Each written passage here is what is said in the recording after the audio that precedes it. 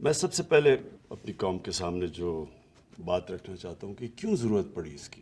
سب سے پہلے مجھے یہ احساس ہوا کہ جو ہمارے یوتھ ہیں، ہمارے جو بچے ہیں، ان کو پوری طرح سمجھ ہی نہیں ہے کہ یہ ملک بنا کیوں تھا، اور ہمارے نبی صلی اللہ علیہ وسلم ان کا پیغام کیا تھا، کیوں ان کو فالو کرنے کے لیے اللہ نے حکم دیا قرآن میں.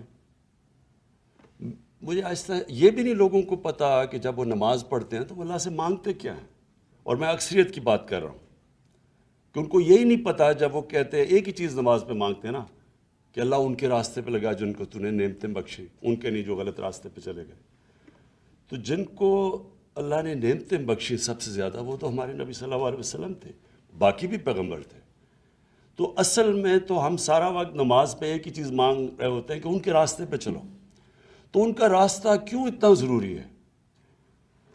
کیا ہمیں سمجھ ہے کہ اللہ کیوں ہمیں کہتا ہے ان کے راستے پہ چلو؟ کیونکہ دنیا کی تاریخ کا کبھی کسی انسان نے وہ اچیو نہیں کیا، کبھی اس کی یعنی آپ 5% بھی اچیومنٹ نہیں جو کہ ہمارے نبی صلی اللہ علیہ وسلم نے کی، اور نہ کوئی کر سکتا ہے. یہ جب 100 گریٹسٹ مین ان کے اوپر ایک کتاب ہے، پتہ نہیں اس کا کیا نام ہے، ہارٹ یا کچھ ہے، وہ نمبر 1 پہ ان کو کیوں رکھتا ہے؟ وہ تو مسلمان نہیں ہے، لیکن وہ اچیومنٹس پہ رکھتا ہے کہ کسی انسان نے وہ چیزیں اچیو نہیں کی. تو اللہ ہمیں کیوں کہتا ہے کہ ان کے راستے پہ چلو؟ ہماری بہتری کے لیے. جب وہ کہتا ہے کہ وہ 2 راستے آپ کے سامنے ہیں، ایک اللہ کی وہ راستے جس پہ اللہ نے نعمتیں بخشی ہیں، تو وہ جو راستہ ہے وہ آسان راستہ نہیں ہے، کیونکہ نبی صلی اللہ علیہ وسلم کا آسان راستہ نہیں تھا، لیکن وہ انسان کی عظمت کا راستہ تھا.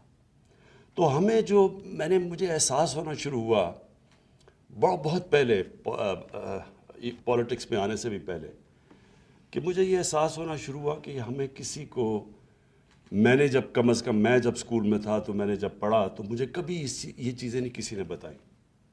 مجھے میری دینیات اور اسلامیات کی کلاس کے اندر مجھے کبھی یہ نہیں بتایا گیا کہ کیوں میں نبی صلی اللہ علیہ وسلم کے راستے پہ چلوں.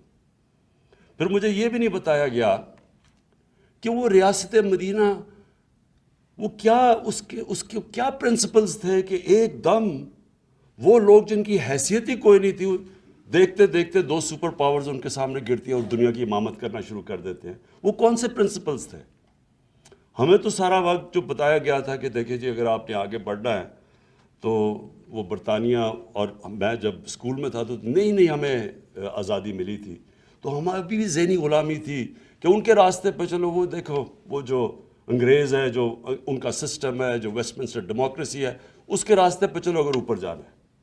ہمیں پڑھایا کچھ جاتا تھا، لیکن اصل میں ہمیں یہ کہا جاتا تھا کہ اصل میں انسان اوپر جا ہی نہیں سکتا جب تک ان کے راستے پہ نہ چلو جنہوں نے آپ کے اوپر حکومت کی تھی. اور یہ سب سے بڑا مسئلہ ہے کہ ہمارے میں ایک ڈسکنیکٹ ہے.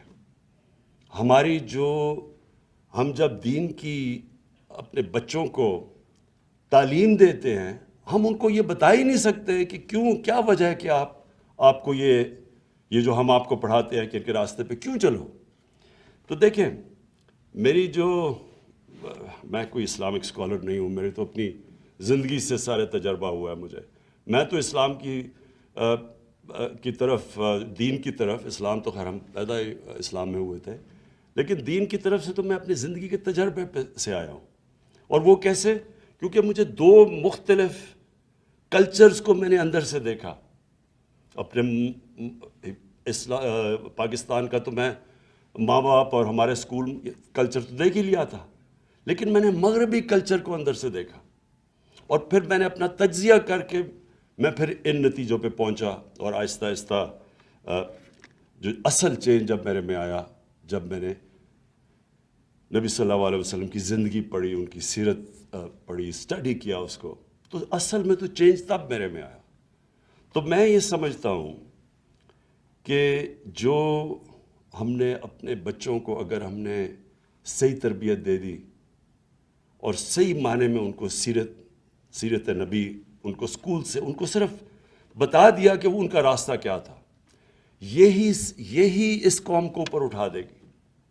کیونکہ کوئی قوم جس کا کیریکٹر بڑا نہیں ہوتا وہ بڑی قوم نہیں بن سکتی.